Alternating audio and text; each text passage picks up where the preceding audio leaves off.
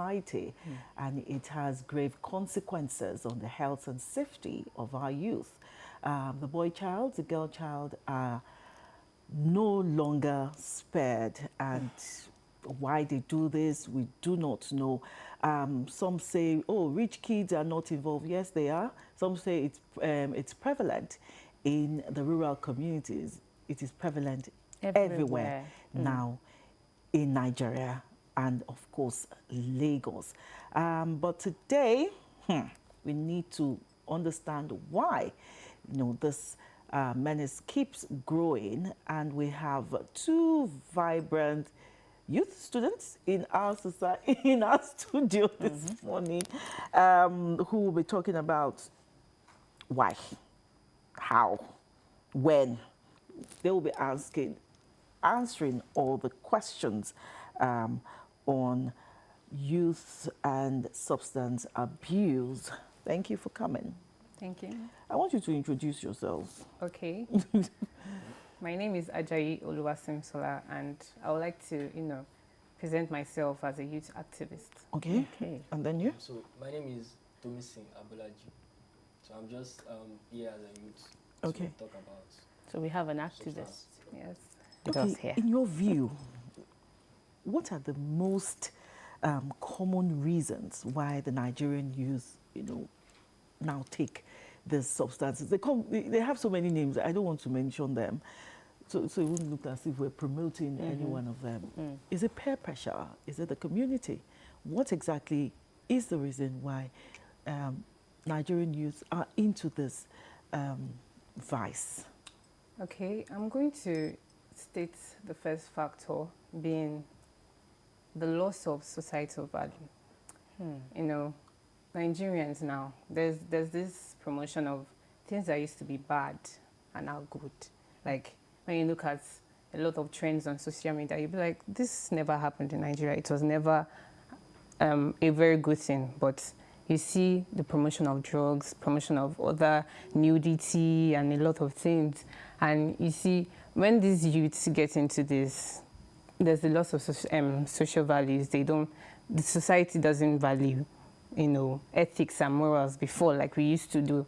And another factor is the rate of peer pressure. Like you said, there's peer pressure, most especially among boys, because if you check the statistics, you realize that out of 14.4 million of them that are into drugs, there's 11.6 of them, they're boys. 11.6 of them are boys, and girls are just 6.4.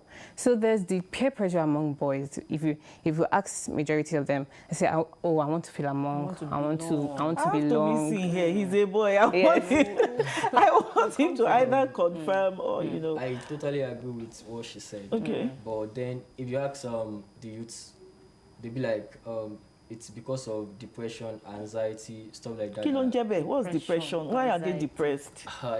That's the question. Because most of we youths, we have this misconception about what we call depression. Because I don't feel like we are meant to be depressed. Any challenge we are facing now, we are meant to fight it. So as not for us to face it in the old age, old. So as a youth, we are not meant to be depressed. So there's nothing like depression led me to smoking, or I don't believe that. I believe it's your choice. Because some people now, like she said, some maybe peer group influence. Nobody is forcing anybody to smoke. Nobody will give you smoke that by force smoke it. But it happens. I've not seen. Depending on the type of people environment. Yes. Okay, but I've not seen anything. I'm trying to say here today is maybe I had an encounter with or just kind of experience. So I've not seen where they forced someone to smoke. But then there's a scenario that happened some years back. My friend and I went for a pool party. So sincerely, a friend of mine at that pool party was smoking. So then I was around like 18 or 17 years old. Okay. So there's this young boy. Voluntarily, he went to meet that my friend that was smoking. nobody forced him, he just went for lunch really to meet him that, he said, it's in Yoruba, Egbon, Efumifa. I was like, someone that can say that kind of thing, maybe he has been seeing people doing it or some.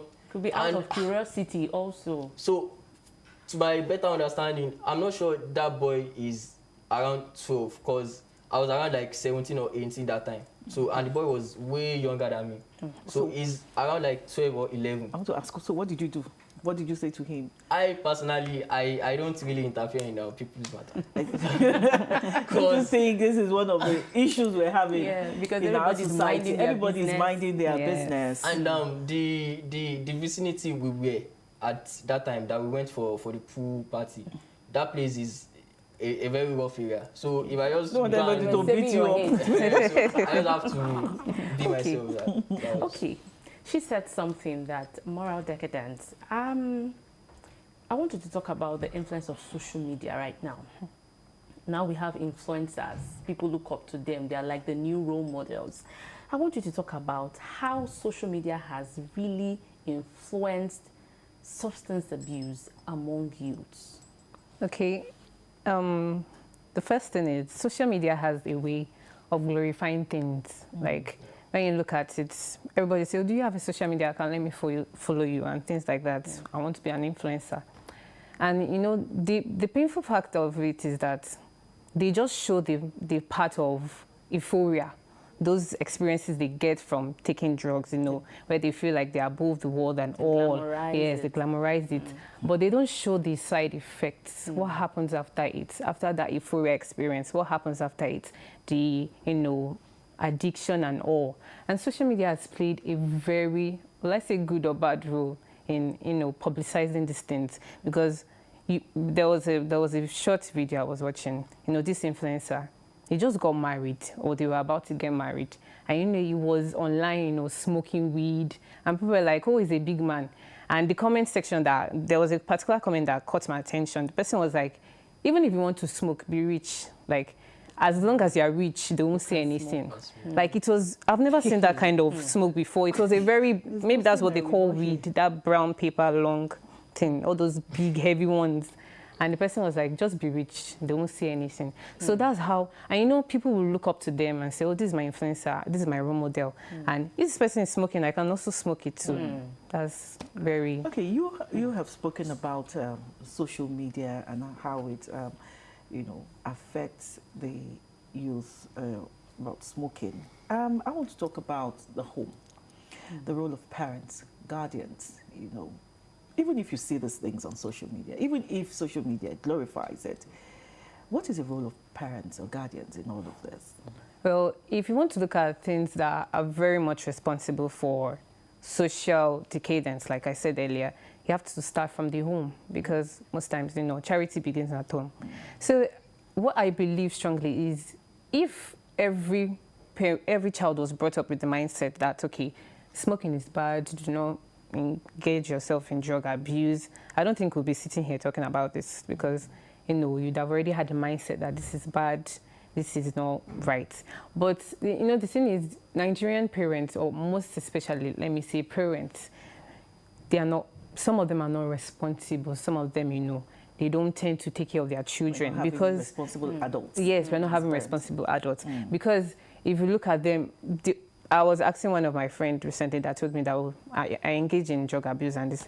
I asked him, have you told your parents? He said, they don't care. There's nothing they'll do about it. Even if I tell them, they'll just shout and that's all.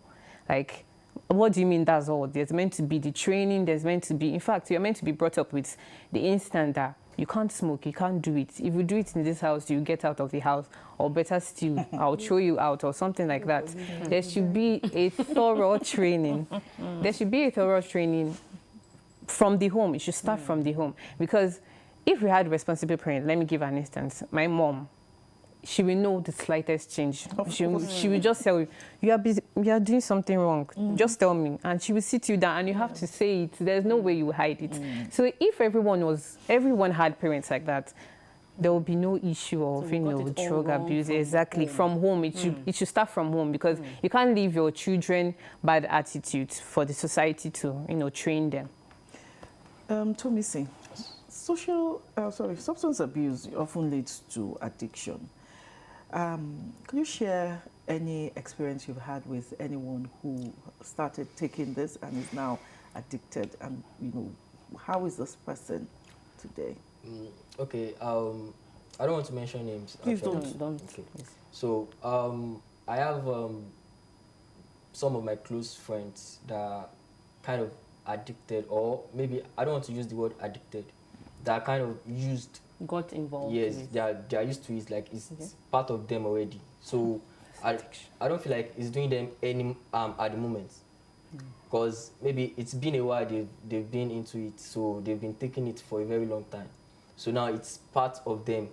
So if maybe they are into it at a particular moment, it doesn't show effect, but at the later on they feel like, okay, I'm having slight headache or something like that, which is kind of normal to the people smoking.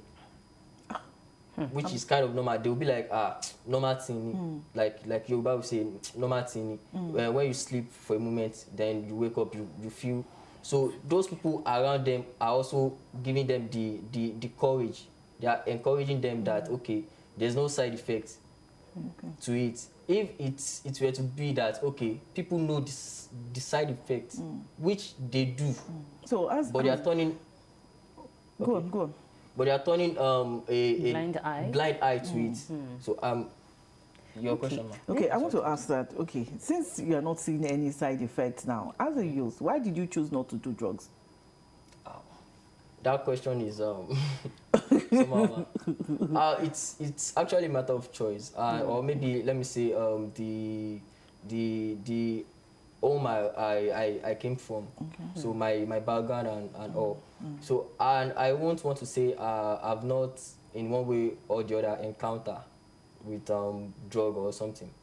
I'm not saying I do drugs actually, but in one way or the other You've been exposed to it, and then what happened? And I don't feel like there's anything really difficult or really special there about it. Yeah, but some people, the first time they will do it, they feel like it's a very long thing. Cause let me explain something to you, man. Smoking is like you are initiating someone into, like, I don't want to use cultist, but smoking is a means of initiation also. Because when you get into it, to get out of it will be somehow difficult for you. That's the addiction. It takes the grace of God to make the decision and just get out of it. Okay, you said something that there are side effects, but a lot of people are turning blind eye. So let me ask you, do you think there is enough awareness today with everything going on, looking at the home, looking at religious institutions, looking at schools? Do you think that we are really doing enough as a society, bringing this down for youth, young people to be aware of the dangers of substance abuse? Well, I'm going to say there is awareness, but it's not enough. We have organizations that are dealing with, this issue. We have the NDLEA and a lot of them, but they're not so many, because we just have NDLEA, the NAFDAC, NIDA, and just to mention a few, but the NGOs are not, they are not many. And some of them don't even know they're abusing drugs. They don't know they're abusing drugs. Someone will tell you, I took 5 paracetamol today because I have a headache. But that's not the prescription. You are not meant to take 5 paracetamol. Some of them will even abuse vitamins, but that's also abusing drugs. And they don't know that these things will cause harms to them. Even during exam periods, some of my friends will tell me, you see this drug, I have to take like 15 of it for me to read and wake up in the night. That's abusing drugs. And they're not aware that these things are actually drug abuse. They think it's just the cocaine and the rest of them. So the society needs to work more on awareness. How about our religious institutions? Yes. Do you think they are doing enough? The religious institutions, because what I've heard so far, no, they're not. Because you have some churches, I won't mention, some of them will will say they were possessed and they have to, flog the possessed spirit out of them. But that's not even a way to, even if they are possessed, that's not even a way to take out the spirit from them. So religious institutions need to work more, both the Islam, the Christian, a lot of them need to work more on this issue, because a lot of youth are dying. A lot of youth are dying because of it. A lot of futures are, in fact, the thing is, we are the leaders of tomorrow. And imagine 14.4 million of the leaders of tomorrow are into drugs. So that means we'll be led by drug addicts. I remember I used to say that we are the leaders of tomorrow. Are we still leaders of tomorrow? And sorry, to buttress our points, because I have friends also that police, I'm sorry to mention, but the police are at somewhere around Ilorin. Like, they will go to student area, they will bust, then they meet students smoking. They will bust. What's Yeah, that? like they will just enter random Oh, hostel. raid. Yes. Like raid their Yes, environment. so they will raid and then they call it bust. Okay. So Okay, they will but just, You're not a Gen Z. I'm a Yes. Gen Z. I told you, I'm over 50. Please give me a they loan. will just bust in, then they arrest them, harass them, embarrass them, and then collect money from them. After that, they might give them back the substance they are using. They will return it back to them and just let them go. Hey, So I feel like, is that the right thing to do? Of course not. Or them taking those victims to the right agency that is in the rightful place to Help treat them. So Okay, Simisola, Yes, ma'am. some people have also said that the reason why we have this prevalence of substance and drug abuse is also a symptom of economic situation and social problems like unemployment and poverty. I'd like you to speak to that. Okay, well, that's very true, because when you ask most of the drug addicts, I was watching a podcast yesterday, and one of the victims was saying he got into drugs because he wanted to make money. There was no money to fund his fees, there was no money to live daily bread and all. And given the situation of the country, some of them will tell you there's money in drugs, and that's actually the truth. There's money in drugs, because recently the NDLEA, not really recently, 2 years ago, I'll never they agree. bust. Okay, but they bust into a warehouse, a cocaine warehouse in Ikorodu, and they found 192 billion naira worth of cocaine. Yes, and that's the business they do. So we want to tell, well, some of them will say there's money in drugs, because things that are illegal tend to have money in them. yeah. Yes, things that are illegal tend to have money in them. You see a lot of them, if they tell you, I bought this thing for like puff or whatever they call it, I bought it for like 100 and something K, and you'll be asking, people are looking for food to eat, you are spending and you see the amount of it, very small, and that's their daily bread, that's the way they eat, the way they, bring themselves up. So it's a major issue. So how can we now bring back our youth, to understand responsibility, cultural practice, and also promote discipline? How can Because we I bring notice that a lot of youths today are detached from their, from their roots, culture. Our culture will always preach against all these vices. So I think bringing back our youth, How do we retrace our steps back? bringing back to them understanding. I don't know what they're teaching in schools, though. Or maybe it is us as parents that are not doing enough, But I remember when I was in school, there was this particular subject. I really, really liked it. It's called moral instruction. Moral Yes. instruction in primary school. Yes. Do we That still moral have that? instruction. You learn a lot. It takes you back home. I don't know. So we're connecting with our cultural and traditional beliefs, which shapes us into being responsible. I'm sure that will help. Well, I'm going to say we should start from the home. because, you know, that's the root of everything. If the parents will tell their children that this thing is wrong, don't get into it, even if that doesn't work, then we should move to the society, the social media, because, you know, an average Nigerian youth has access to phone. If they don't have the access to phone, they have people that have access to phone. And they're so... At what point, at what age you think? Should the child start Yes, a exposed smartphone. Yeah. A smartphone. At what I think age? that's about At what age? Yes, at what age did you start using the phone? The smart one? I think at age 13 or Wow. so. What about you? Around 14 or 15. Okay. Because my kids didn't have a phone until they were 16. 16. Yeah.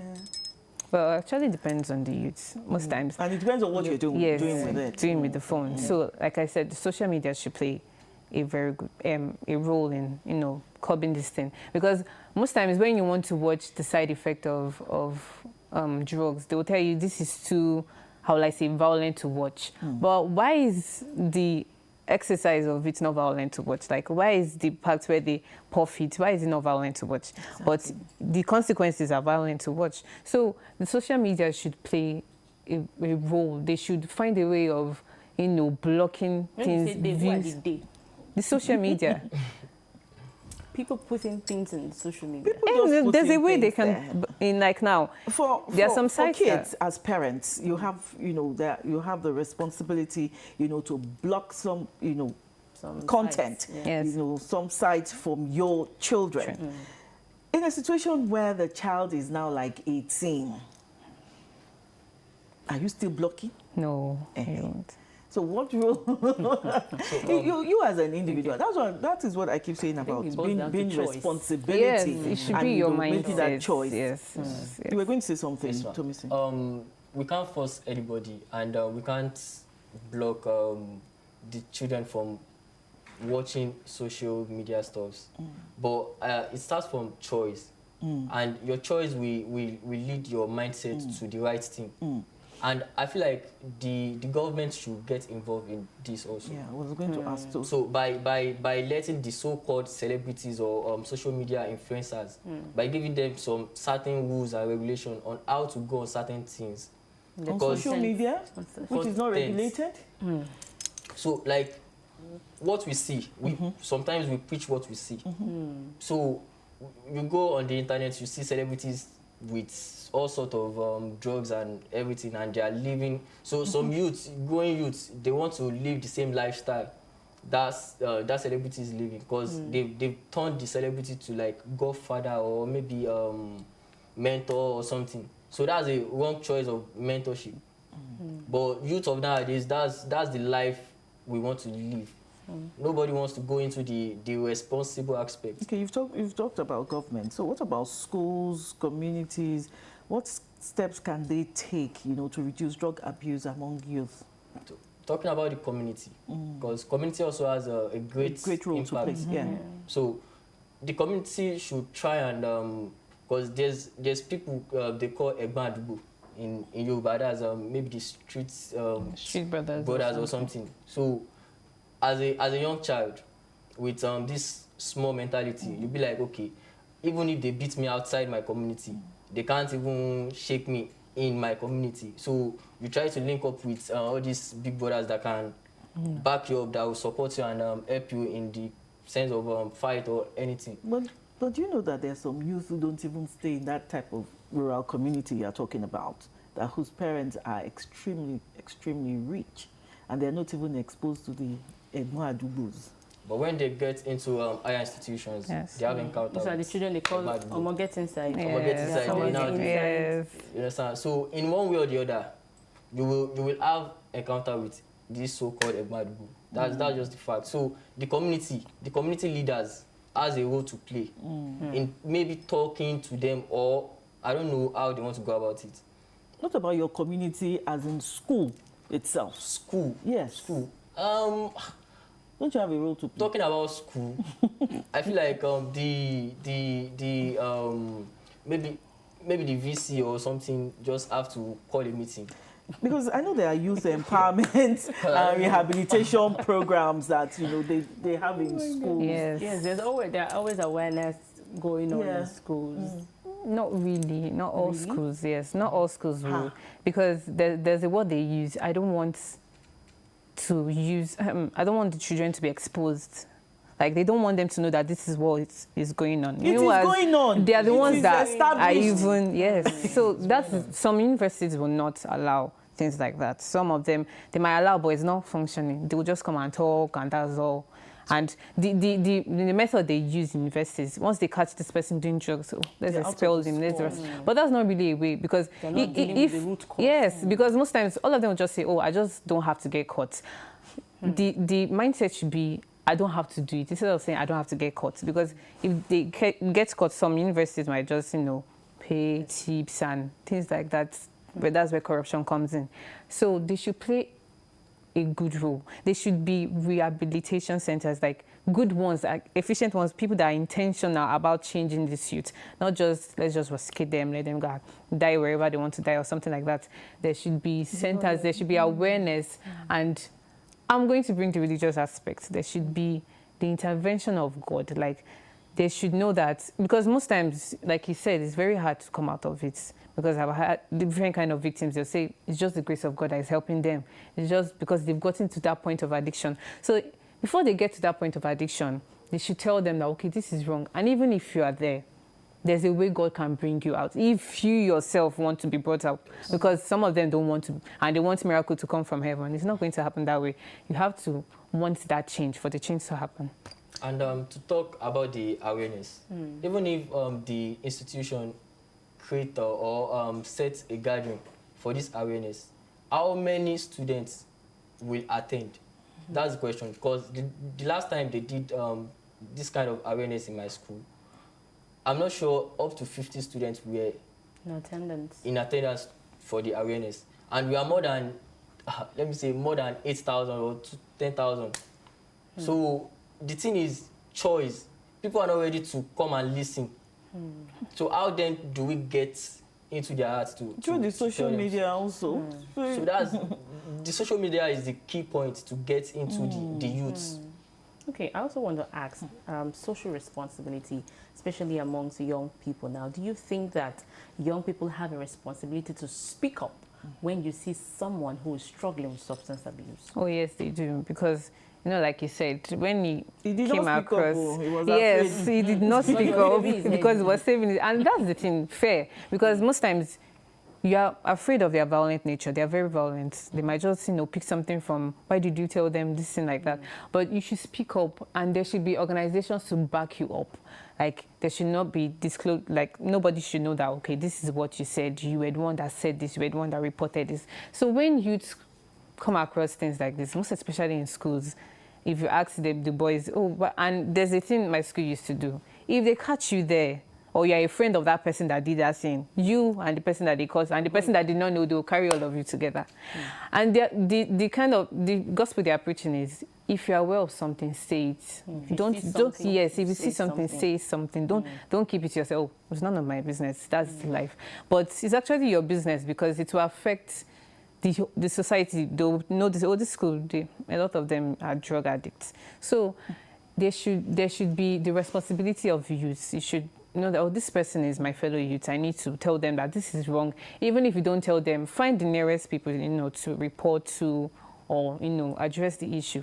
Tomisi and Simisola. Yes, sir. One of you, both of you will send a message. If you could send a message to other young Nigerians about the dangers of substance abuse, what would you like to say to encourage them to make healthier choices? Fly, you go first. Okay, so I'm just going to say drug abuse is very, very bad. Do not get engaged in it by any means. Do not get engaged in it, because there are different kind of victims. There was a recent one that said he started this thing at age 16, and age 33 was when he got renewed from. But 16 to 33, that's a whole lot of years. A lot of opportunities have wasted. And where does he want to get his bearing from?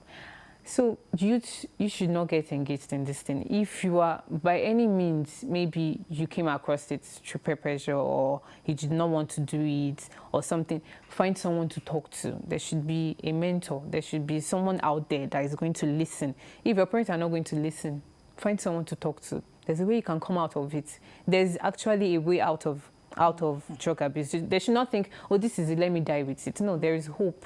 They can come out of it if they are willing. And you've spoken about ways. How can they come out of it?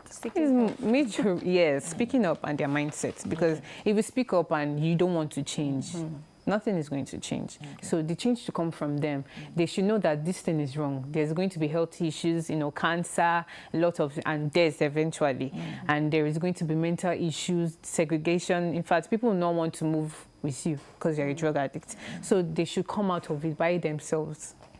Okay, so missing. So talking about ways people can come out of drug, I feel like the number one. You're talking about your own advice. Yes, my own advice. The first thing is don't even get involved. Not to talk of you getting addicted. Because once you are into it, it will be difficult for you to get out of it. So that's the first one. And I understand the fact that some people take drugs so that they can be able to read and understand, which works for some people. And some people just take it for their own happiness. Like I'm happy tomorrow is Mighty's birthday now. So some people will be very happy taking it, using it, and the happiness won't last. Exactly. The happiness is just for short term. Short time, which most people don't understand. And they keep using it repeatedly.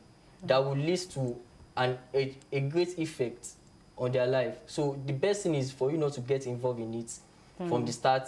And secondly, if you are involved in it and you are getting addicted to it, the best thing is for you to summon courage and talk to your parent about it, because I believe they are the best people that can just help you.